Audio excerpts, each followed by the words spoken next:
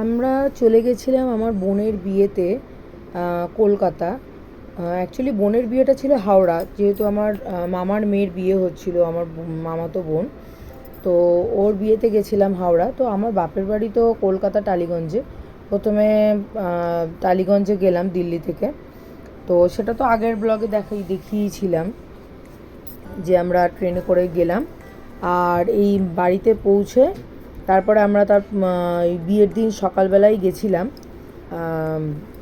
মেয়ে মানে আমার মামার মেয়ের বিয়েতে আর কি। তো ওই গায়ে হলুদের অনুষ্ঠান চলছে, গায়ে হলুদের অনুষ্ঠানের পর্ব চলছে। তো আমি শর্ট ভিডিও একটু দিয়েছিলাম, ওই জন্য আর আমি এখানে ভিডিও কিছু দিলাম না, জাস্ট ফটোগুলো দিয়েছি। আর একে দেখো তো চিনতে পারো কি না, তোমাদের খুব প্রিয় একজন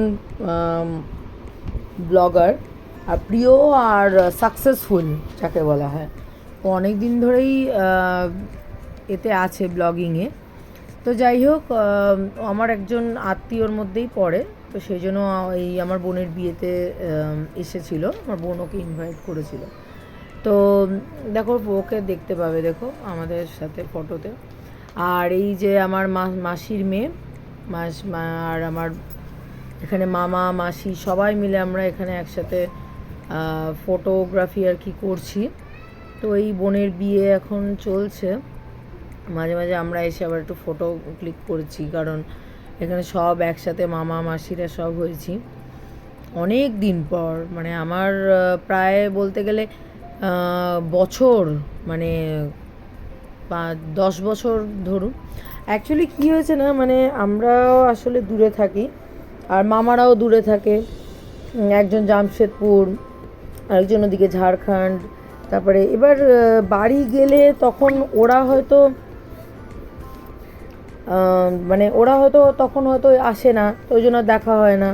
এবার আমরা যখন যাই তখন আসে না, এবার এই আর কি হয় করে আর কি দেখা হচ্ছিল না। যাই হোক, এই বিয়েটার জন্য, বোনের বিয়েটার জন্য সবাই একসাথে আমরা হয়েছিলাম। আর দেখছিলেন আপনারা ভিডিওতে কীরকম ওরা বিয়ে ওদের হচ্ছিল। আর এই যে এখানে বোনের বিয়েতে করেছিল ক্যাটারিংয়ে কি কচুরি আর আলুর স্টাফ আলুর দম, চিকেন বিরিয়ানি আর চিকেন চাপ মতন। আর এদিকে নলেন গুড়ের রসগোল্লা, সন্দেশ, পাঁপড়, ওগুলো সব ছিল আরও। তো এভাবেই আমরা ডিনারটা কমপ্লিট করে ব্লগটাও শেষ